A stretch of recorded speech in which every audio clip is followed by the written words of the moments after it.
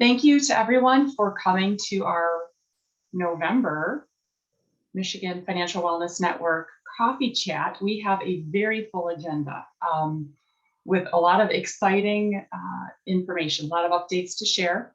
So I'm going to hustle through the first few housekeeping slides. They're important. Some of you have heard them before, but there are some things that just need to folks need reminders, and then we'll get into the meat of the morning. As you know, my name's Kelly Masters, and I'm excited to be here and very excited to share very fun and meaningful updates with you today. So, as you know, we formalized our Michigan Financial Wellness Network about a year ago, actually, and to that end, we also have our own branding, which is available to everyone 24/7 from our partner page of our website. So you are encouraged to utilize any of the branding in your own marketing to show the association of your organization and your programs with the Michigan Financial Wellness Network. So if you go to myfinancialwellness.org, which is our web address, that's myfinancialwellness.org, and select the partner page, at the bottom you will find the graphics that you can download to your own device and then utilize in communications, flyers, newsletters, however you see fit. If your program is non-solicitous and open to the public, I guess even if it's a private event, that would be fine too. You can use any of the graphics that you find on that web page. You'll notice a few of them are dated for 2021. Those will be updated and replaced, but there are a lot of evergreen graphics for the network, for the Financial Wellness Initiative, and those that are specific to programs such as our Smart Money Kids Read and our Magic Show. Those are dated for 2021, and soon they'll be replaced with updated versions for this upcoming April. And there's a QR code. Someone had requested that also. So that is available for you to download and use as you see fit. If you have trouble with that, you can always email me at myfinancialwellness@gmail.com. Again, that's myfinancialwellness@gmail.com. And I can email you the graphics, but so that you're not waiting for me. And if you're working off hours like I do, you can always grab them off of our webpage. Always need to thank our underwriting partners who make this network and our collaboration possible. So Ally Financial and Michigan Credit Union Foundation, Raymond James, especially the Anthem Advisors Office, have been significant underwriting partners for many, many years now. And so huge thank you to their support, as well as our friends at the MESP and MET, our 529s here in Michigan, Oakland County Michigan Works, the JP Student Group, and of course our fiscal agent, the Michigan Council on Economic Education. We are always in the process of securing underwriting support to continue this work. So if your organization or any of your partners or your contacts would like to be part of us and lend their monetary support, please let me know. I would be happy to follow up and engage them in a discussion about that. These are things that I keep on my agenda every month because they are important. If you are interested in collaborating and building relationships outside of our monthly meetings, the best way to do that is to make sure your information is included in our partner collaboration form. It's a very simple form that you just simply answer the questions that provides other partners with information about your offerings or your needs, and then collaboration can happen outside of our monthly gatherings. The link to that form is in every e-blast that I send out, the monthly newsletters. So you will find down at the bottom of those newsletters, you will find useful links, and the partner collaboration form is in that section of the newsletter. We also are actively using our social media platforms, and several times a week between now and April, I will be posting to our Facebook page. So please like us on Facebook and share our posts. Follow us on Twitter if you utilize that platform, and retweet our postings there, please. And the content that is used for those social media posts comes from the events of our partners. So if you are hosting non-solicitous events that are open to the public, please enter them into our event form. It is that form from which I garner information to populate our events page of our website and our social media. So whether you are a nonprofit or private sector, public organization, whatever type of organization you are, if you are hosting financial wellness events that are non-solicitous, meaning no sales pitches, and open to the public, please enter your information into the Google form. I can glean that information then and populate our shared webpage and our social media. Okay, so those are a couple of my housekeeping things that I need to just gently remind everyone about each month. And this is an old news update, but there are a lot of new people on today's call. So I just want to restate that the Federal Reserve Bank of Chicago, who owns the campaign called Money Smart Week, that is their registered trademark, and they have announced that April 9 through 16 of 2022 will be their Money Smart Week, that 8-day period, and it will again be all virtual. It will again focus on supporting the financial literacy needs of low-income communities, and content for Money Smart Week will be selected by the Money Smart Week team in Chicago with input from Chicago Fed economists and researchers. There is to be no local programming using the brand of Money Smart Week. Just want to make sure that is clear. Unless you are simply promoting the events or webinars that the Fed is pushing out, you are not to use the Money Smart Week brand. Not their logos, not their term, not Money Smart Week.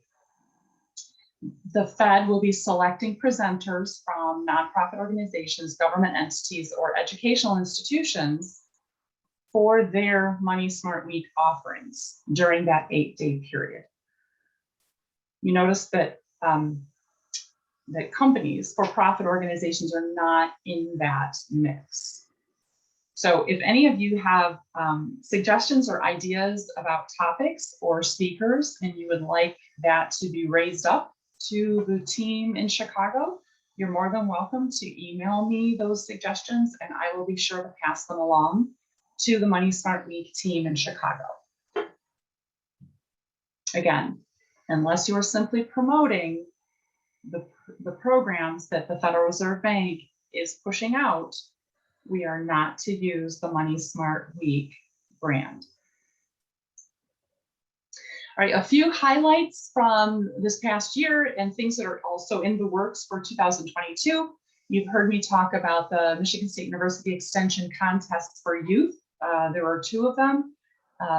Those will be offered again this upcoming season, and worked really well this past year. And both winners, both young people, selected the larger contribution to their 529s over the immediate cash in hand prize. So that gives me hope for our future. At least those 2 young people made wise decisions to take the larger gift in a 529 contribution over the immediate gratification of cash. Oakland County, Michigan Works is continuing to offer approximately 2 events per week throughout the year, which is a huge expansion for those of you who've been around for a couple of years. Linda Keogh was on our team for a long time and came in and stuck her toe in the water, and with the support of the managers in her department, grew and expanded. And now that she's retired, we have someone new who's leading that charge. And so they are always looking for quality content, quality speakers. So again, make sure you're in that partner collaboration form if you're interested in being one of the presenters through the Oakland County, Michigan Works. Funding the Future, there will be a tour this spring in Michigan. So for those who are not aware, Funding the Future are live or live online, in person or online, musical events for high school and middle school students with performers of either Gooding or Carter Halsey. And they do a real concert in the genre of their music, which is either kind of rock or Americana. And then they do a presentation, financial literacy education with the students. And these very successful musicians share their own personal stories and the journeys that they had and why they believe that financial literacy is so important. And they talk to the kids about things that are relevant for their age, about saving, about not, spending everything you make, about, getting your first IRA, avoiding, payday lending and things like that. So there will be a tour this spring. There is a week planned in February and there is a week planned in April. So if you are a middle or high school, or you work with a middle or high school in Michigan and are interested in knowing more about how to bring this program to your school with sponsorship, you can email me and I will facilitate the introductions necessary to get that conversation rolling, okay? So again, myfinancialwellness@gmail.com. You can send me an email and I will facilitate that connection for you. Very excited. And they do have a virtual platform that they've been using this past year. They are back in person in some schools already where that is being welcomed. So we'll see where things stand here in Michigan come February, March, and April. But both of those are possible.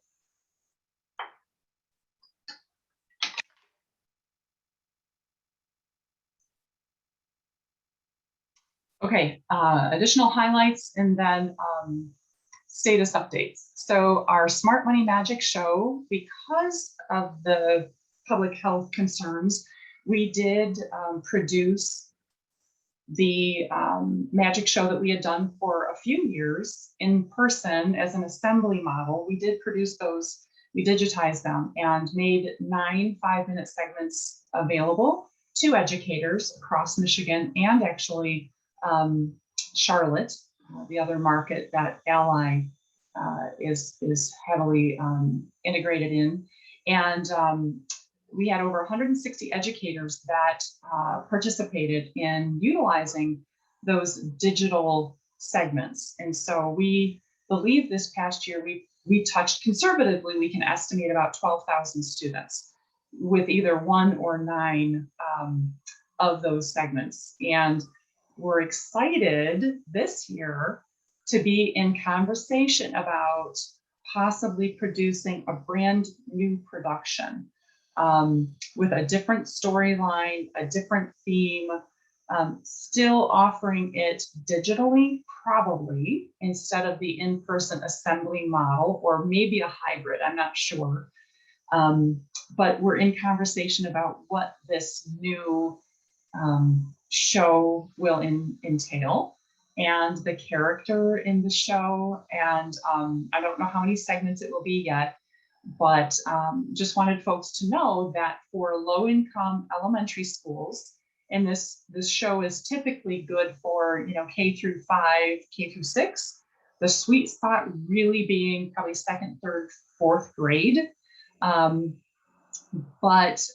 it is paid for with underwriting from Ally Financial. So it is free to the schools. There's no charge to the district or to the school or to the classroom. And just wanted folks to know that we are in discussion about producing a new show for this upcoming April. So please stay tuned for more details on that.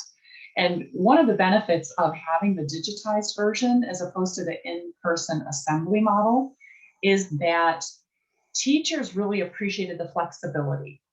Instead of a school having to find a single date and time and have the space to assemble 300 or 400 children at one time, teachers were given the links through a private YouTube playlist, and the teacher could decide in the month of April when they used the segments. So it was really good for teachers who wanted to say, I'm going to do one of these 5 segments every day over the course of a week and a half. Other teachers might say, we're going to do a few today and a few on Wednesday and a few next Monday. But they were able to work around all their standardized testing and their own lesson planning and so forth. So that was a real upside to that. Of course, the in-person show, the energy and all of that is super fun. And so that, I guess, could be considered a drawback of the digital version. But the other upside of having these files available digitally and on demand is that we were able to offer this to more locations than we could have done with in-person assemblies, right? So our performer is in the Bay City area, which is a pretty good, launching point to get to a lot of parts of the state. But still, Michigan has a very large footprint. So there were no geographic boundaries this past April, which is another benefit of having these files available electronically and on demand. So once we have the details worked out about this program, I would love for folks to help us raise awareness to K-5 educators in all kinds of markets. We now have done this 5, 6 years, I forget. So we know it's successful. We know teachers and children alike love it. So we just want to touch as many kids as possible. So stay tuned for more information on that.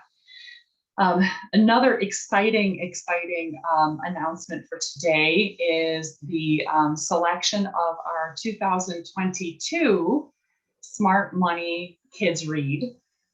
As you know, every year we have had support from Michigan credit unions through the Michigan Credit Union League, Credit Union Foundation. And every year we've been able to give away between 7,000 and 8,000 copies of a selected book. Last year we used the title Give It from the Cinders McCloud Money Bunny series. And we had, again, over 120 libraries participate in Michigan. We had our guest reader, our Lieutenant Governor Gilchrist, who had, recorded it for us, and we made that available to libraries for an optional supplement to what they were doing. And of course, our partnership with the Library of Michigan is a key piece of this, as is our support from the Novi Library specifically. So we are doing the program again for 2022. So that's the first thing. So very excited that our friends at the Credit Union Foundation and their member credit unions continue to find value in this program and continue on to support our families and our libraries by providing the funding for us to purchase thousands of copies of a selected book that has a focus of money, math, entrepreneurship. Every year the title has had different aspects of what the kids can learn. So, drum roll please. This year we have chosen the book Count on Pablo. After looking at so many options and taking into account the age appropriateness of the content, the story itself, in terms of the quality of the story. You know, a lot of different factors go into, I won't bore you with all the details, but there is a lot that goes into selecting the right book. And after looking at everything that was available on the market, that was still in print, that could be, you know, printed in a soft cover, that, you know, met our budgetary needs, could be printed domestically. I mean, there's just a lot of factors that go into selecting the book. And after obtaining input from numerous librarians, both in urban and non-urban locations, we got thumbs up all around on the book Count on Pablo. So for those of you who are librarians, I know we have a lot of libraries who RSVP'd for today's meeting. You can start looking into Count on Pablo now, and you know, come up with your own creative story time activities, and you know, to supplement the reading of the book. And I've already had some librarians who are part of that review process, you know, sending me, you know, just ideas that they were having after reading it. So some of the details about Count on Pablo, for planning purposes, it is part of the Math Matters series. It is 32 pages, which is pretty standard, you know, anywhere between, you know, 28 and 32 pages. It's on a good quality paper. It's not like a newsprint paper. It's brightly illustrated. It has messages of entrepreneurship. There's problem solving. There's collaboration. It introduces the concept of buying and selling. It also makes a money and food connection. And it's considered a counting and skip counting book. So the character counts, and he counts by twos, and he counts by fives, and counts by tens. Inside the book itself, and I will show you, this is the book. I don't know if you can see it. But in the back of the book, it has a skip counting page at the very back of the book. And it also has some activity ideas, activities that matter. So it talks about reading together. It has several bullet points about that. It has the connections with math, you know, things that you can introduce and ask the children about. And so we liked that part of the book as well. It provides some suggested activities right within the book itself.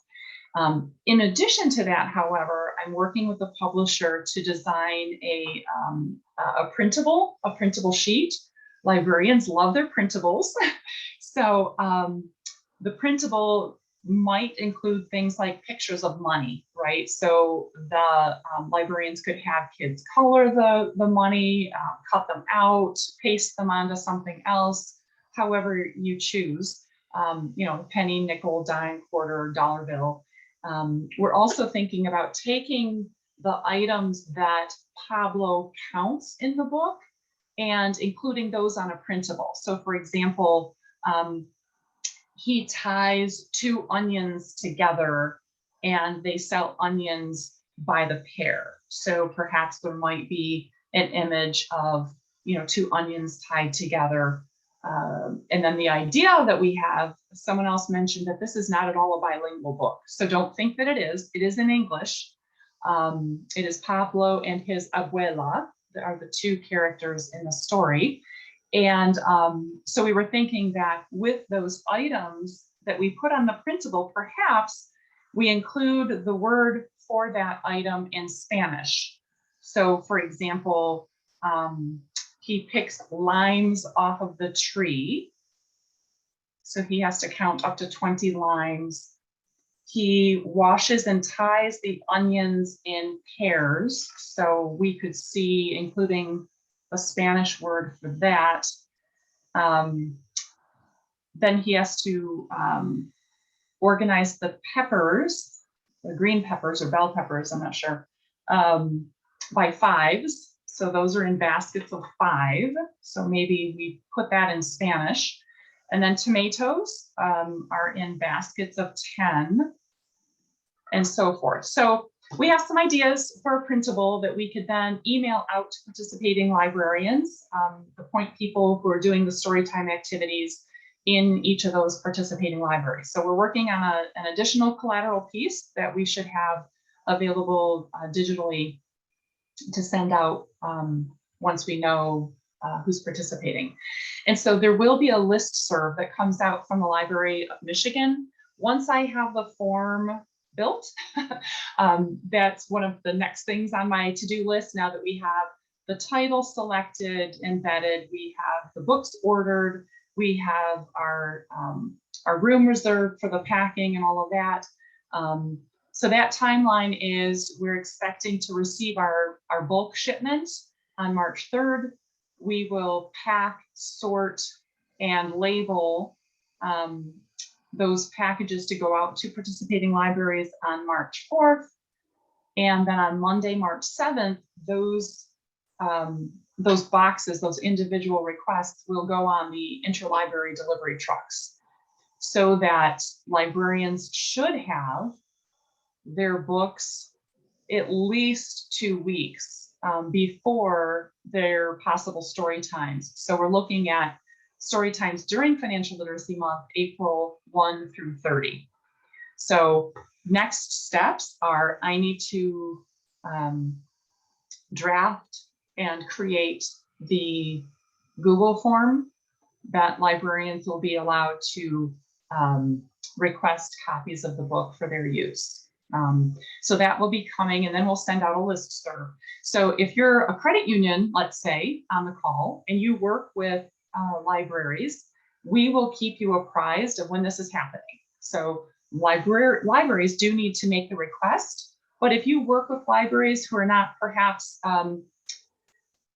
technologically savvy or aren't real good about watching their listservs, you will know when we're doing this, and you can reach out to your library partners. Oh, thanks, Susan. That's very kind of you. So anyway, so that's the timeline of that. You can start looking into Count on Pablo. We're in love with him and his abuela, and we're excited to bring that book out to our families this coming April. And of course, if you have questions about the program, if you're a librarian or a credit union, I take all of the questions from librarians. If you're a credit union, sometimes it's you can go through Beth Troost, or you can contact me. Either way, doesn't matter to me. So so those are the big announcements or the big updates that I had to share, and specifically having to do with Michigan programming around this coming Financial Literacy Month. Lots of things are in process, and I hope everybody will come to our December meeting where we continue to build relationships and share best practices, and I'll have more updates for you at that meeting. But there's also something happening on the legislative front that I asked. I haven't looked at the guest list. Derek, are you on the call? Can you unmute yourself if you are on the? I'm here. Yay. Okay. So I asked Derek from the Michigan Council on Economic Education and former teacher who's retired to join us today and just share with us the highlights about the House bill here in Michigan. Last meeting, I mentioned it in passing and was very honest in saying, I don't know a lot about this, but I know somebody who does.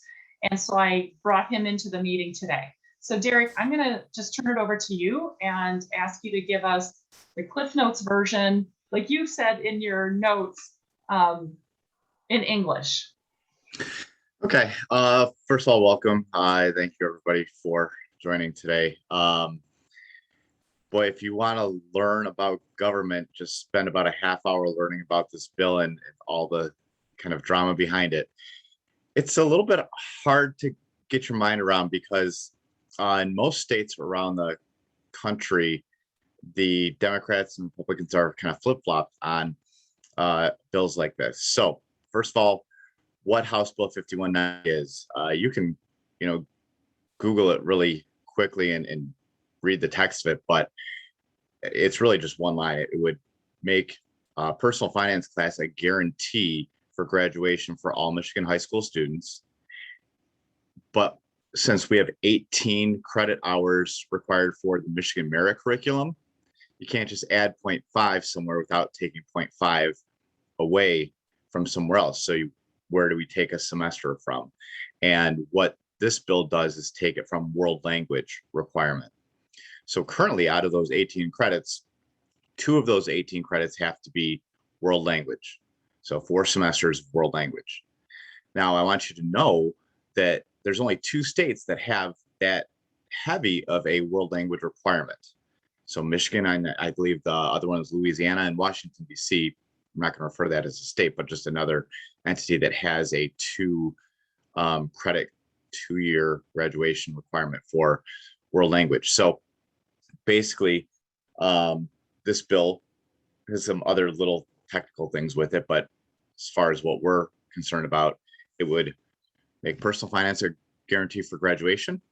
Personal finance can be taught by a number of different teachers in a high school. Could be taught by a social studies certified teacher, a business certified teacher, a math certified teacher, or a family consumer sciences certified teacher. So there's a lot of different people that could teach it, which is good. It gives a lot of flexibility for rural areas to make sure that they have the staff to teach this course if it was to become a guarantee. Now, notice I'm using the word guarantee instead of mandate, just kind of a nuanced term that helps with the smoothing things over. Mandates don't go over well. Guaranteeing personal finance does. So you start to get into the politics of things. Now, where we are currently, the House bill was reported favorably out of the House Education Committee this past Tuesday with an 8-4 vote along party lines. So there was testimony heard a couple of weeks ago, and it quickly got brought up the next week and got voted through along party lines. The politics of it. Okay, so the Republicans, it's a bill that is primarily sponsored by Republicans with a couple of Democrats that signed on as co-sponsors. But the votes seem to be along party lines due to the Department of Education, not necessarily the Department of Education coming out against it, but the principals and the teachers union and the school management groups basically coming out against it. They're concerned about additional costs and switching up the guarantee from world language to personal finance and the difficulty that might entail just swapping things around. It would be a process before it's implemented. It would be the 8th grade class, I think, of 2022. So it would be the graduating class like 2028 before it really would be guaranteed for everybody. But it's kind of interesting because, again, the Republicans want this. They're like, okay, we need to have this. Michigan students need to have this course before they graduate. And Representative Farrington is the sponsor of it. She's using a lot of political capital. This is what she wants to get passed before she leaves her position. And so she's pushing a lot for it. But the Democrats want to keep the unions happy. So since the unions have kind of come out against it, they're voting against it, even though a lot of the Democrats that we're seeing are in areas where you would hope that they would be trying to serve their constituents well and voting for something like this. We're talking about the Detroit area. We're talking about the Flint area, Lansing, some of our major Democrat areas of our state. So that's really who's in opposition to this bill. So what I'm going to be doing next week is traveling up to Lansing along with somebody from Next Gen Personal Finance. They have some lobbyists involved in this bill. And we're going to be setting up meetings with Democrats in the House of Representatives to try to get their support. Now, you might say, well, why do you need the Democrats' support? Because the Republicans control the House, so they could just push it through. They could bring it up for a vote and push it through. And same with the Senate, but right, you have a Democratic governor who would have to sign it into law. And she's also very supportive of the school unions. So we need to have enough or close enough that amount of votes in favor of this, that Governor Whitmer would think twice about vetoing it, because she doesn't want to veto it and then have that veto overridden by the House. So that's what we're kind of trying to do right now, is generate support, give the facts and data to the House Democrats about how much it would help the students in their constituency, so that maybe they break apart from the unions, especially, in some areas where they don't need the support of the union as much. And this is where it gets into the politics of it. Nate Shannon, who's a House Dem, needs the union support because he's in an area that's pretty well split between Republicans and Democrats, and it's going to be a pretty close election. Whereas somebody that, is in a district that always goes Democrat might be willing to break away from the union a little bit and vote for something that's just best for their constituents. So the action item for you, if you would like, would be to contact your state of Michigan representative, tell them you're in favor of the House bill. And if you need some more information on how to be an advocate of personal finance legislation, there is a link that I'm sure, if Kelly has not yet, she'll put these links in the chat for the House bill, and for the link to contact your state of Michigan rep, and the NGPF advocacy playbook. No idea about what the additional extra cost would be. I mean, I really, as a teacher for 25 years in public school, don't see much of an additional. I don't really see much of an additional cost. I mean, you're not going to have. I don't think you're going to need more teachers. I don't think it increases your staffing size of your district really to offer this. I think you're just going to be offering different courses. So I don't really feel that there's going to be a ton of extra cost, although that does kind of come up, that there will be a little bit of extra cost to that. So I'd be happy to talk any more about it if you have any questions, or answer anything that you're looking for me to talk a little bit more about. So thank you, Kelly, for the time to share that bill. Thanks for being here, Derek. What I would suggest, because I'm screen sharing, I can't really toggle in and out very well to get the links.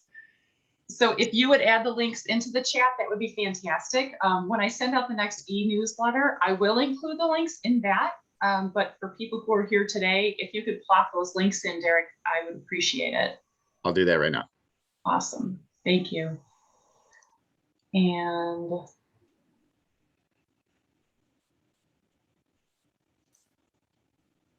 so I have set up our next year's worth of meetings. So no one can say to me, oh, I can't come to the meeting because I didn't know. And just based on some commitments that I have, I'm going to stop rotating them around. I hope that doesn't cause problems for other people, but there are a couple of mornings a week that are really hard for me to get where I need to get my kid, and then to get back and get Zoom up and all of that. So I'm going into next year going to make Wednesdays our Zoom days.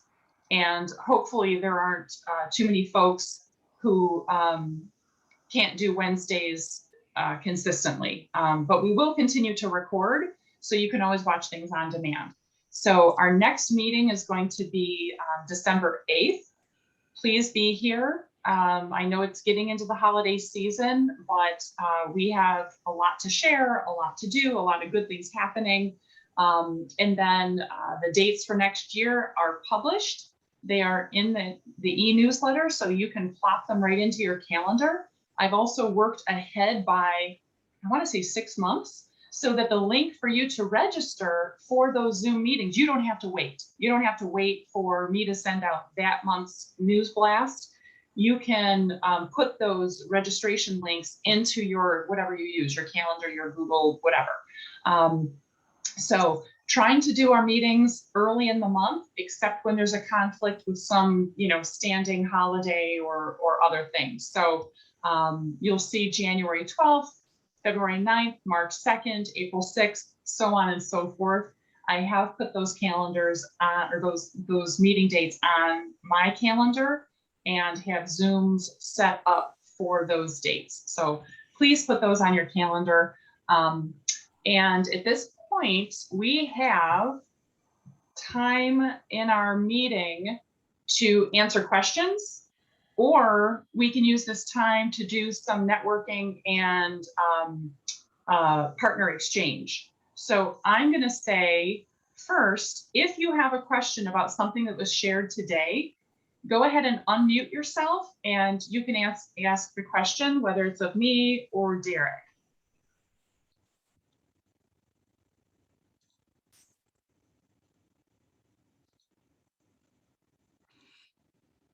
Anybody have questions about the magic show? I know it's early. I didn't have a lot of detail, but we're working on something new. Anybody have questions about our Smart Money Kids Read? Questions about funding the future, the upcoming tours in Michigan? Any questions about House Bill 5190? Yeah, I had a question about House Bill 5190 for Derek. So I'm trying to get a better understanding of what the Democrats are fighting against this bill for. You said world language. What do you mean by that? So basically foreign language, like taking French or taking German or taking Japanese or whatever, the students might be taking. They have to take 2 years of foreign language to get their diploma for high school graduation. So this bill would change that requirement from 2 years to 1.5. They could still take 2 years. They could still take 3 years or 4 years. It doesn't stop them from taking more. But as far as what the Michigan merit curriculum is, that is the core graduation requirements for Michigan. And then, local districts can come up with additional requirements that they have. The core graduation requirements for Michigan includes those 18 credits, and 2 of them are foreign language requirements. So it would reduce that down to 1.5 and replace it with the personal finance. And what I try to tell people is, like, if you were designing the system from scratch today and you had these cards in your hand, would you put down 4 semesters of foreign language and 0 of personal finance? I mean, I don't think if you're designing the system from scratch today, you would just say, yeah, personal finance, nope, we're not going to do that. We're just going to do 2 years of foreign language instead. And just remember, we're one of only 2 states with that high of a requirement of foreign language at the state level. So it's just about trying to serve, I think what'll serve our students best is, I think I want my kids to take, if they had to make a choice between 2 years of foreign language and 0 personal finance, or 1.5 years of foreign language and a half year of personal finance, I'd rather see the latter with the personal finance in there. Does that answer your question okay? I think so. I'm just trying to figure out why they can't do 2 years of foreign language and then 1 year of personal finance. Just combine it instead of just taking one away. Yeah, because then you change the Michigan merit curriculum from 18 credits to more than 18. And then that leaves, there's less local control, because typically, like a school district, if a student takes 6 classes a year times 4 years, that'd be 24 classes if they pass all of them, during their high school time.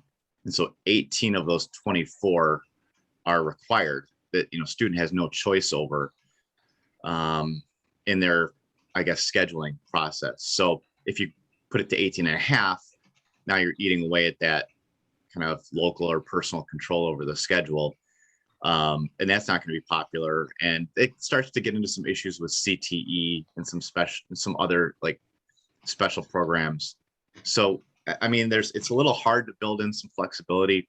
I mean, Ohio just passed a bill requiring or guaranteeing all their students personal finance within the last 2 weeks. So Ohio is now going to be required for graduation to take personal finance. But what they were able to do in Ohio, and it passed unanimously in Ohio,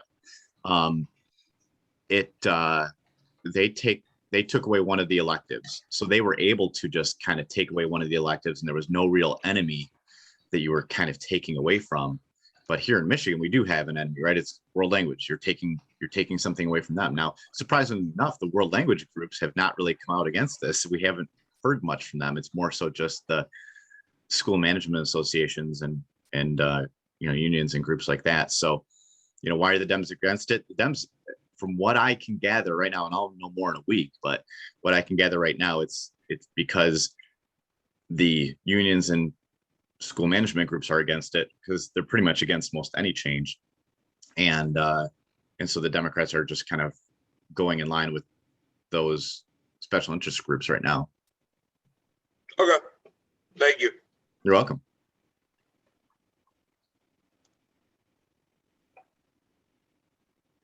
Hi, Derek. I have a question. Hi. Great work on this. I'm excited about this. I hope it goes through. I hope that we can all get along and just do what's right for the students. Being a student of Detroit Public Schools and graduating and not having any personal finance, it was a hindrance in your life because you start off kind of behind the curve. I'm a banker now and 22 years of experience, and I'm an advocate for financial literacy. One thing you had said, if it's passed, that the people that would teach it, they have to be certified, all of the teachers. Are we concerned, or is some programming to get them up to speed, since this would be kind of new to the curriculum? Yeah, those teachers they would already have those certifications. So like when economics became a requirement back in 2007, they put that in the social studies, and any social studies teacher was certified then to teach economics. So I was given economics and said, here you go teach econ. And I hadn't done any economics in 10 years or more than that at that time. So what would happen would be we'd have a large group of teachers that could teach personal finance as far as being certified. They'd already walk in the door of that school year certified. As far as getting them up to speed, so they know what they're doing and not be the shop teacher with the missing fingers. That's where we would come in as the Michigan Council. That's where Next Gen Personal Finance would come in with no cost training for these teachers. Next Gen has a great program ready to go. And we have a great partnership with them. So I would be excited about the opportunity to make sure that we get these teachers trained. And I don't think it would be a heavy lift, and it wouldn't really be a big financial cost because of the free resources that are out there from organizations like Next Gen and the Michigan Council.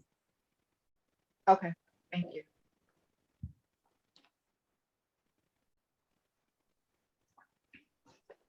I love Ketra's story. That's coming out of Detroit, being the banker and Right. ruling the world. That's awesome. Right. Thank you. All right, so with the last 9 minutes that we have, does anyone have any updates that are, kind of broad updates that you'd like to share with the group?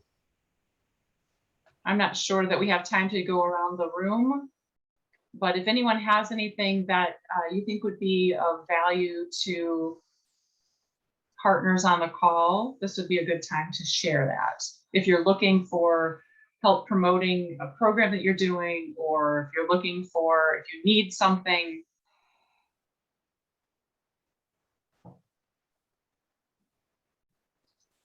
Kelly, I'm going to put a link in the chat for our, if you have any contacts with teachers, for our virtual teacher night at the Fed.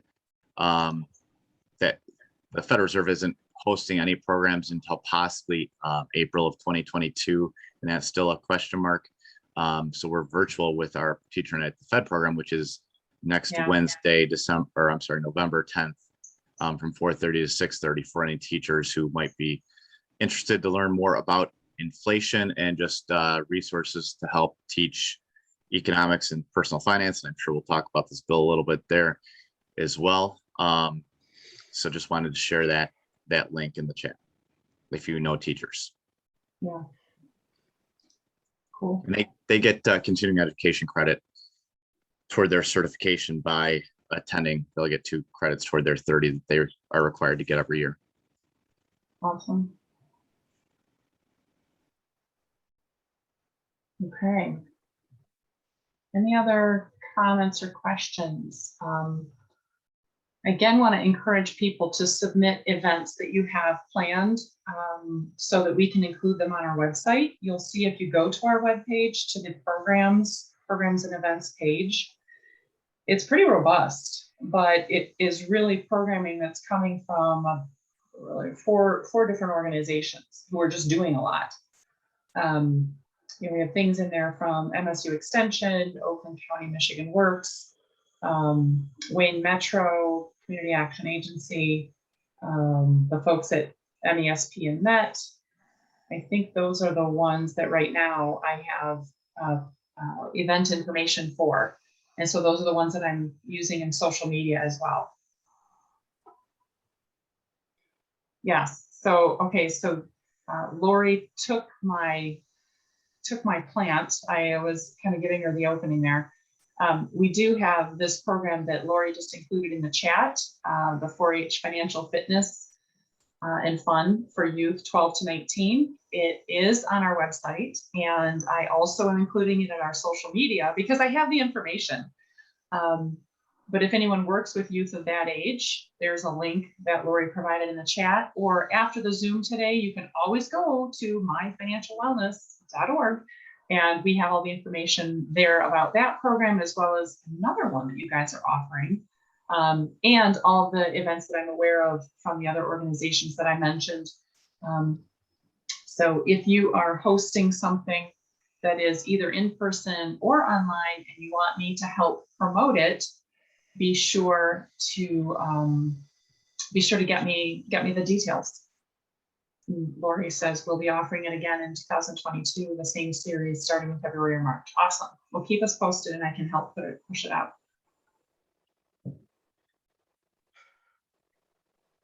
All right, so everyone knows how to get a hold of me in the between meetings, right? myfinancialwellness@gmail.com is the best way because I work some kind of wacky hours real early most days and weekends. So that's really the best way to get a hold of me is myfinancialwellness@gmail.com if you need anything. Otherwise, I just look forward to updates every month, and next month, hopefully we'll have time to do some breakout rooms. Today, we kind of were pressed. We have 4 minutes remaining if anyone has anything to share. Otherwise, I will ask you to make sure you have the upcoming dates on your calendars, and wish you all a very happy, joy-filled Thanksgiving. And we'll see you Yes, back happy here. Thanksgiving. Yeah, and see everybody back here on December 8th. Okay, same to you.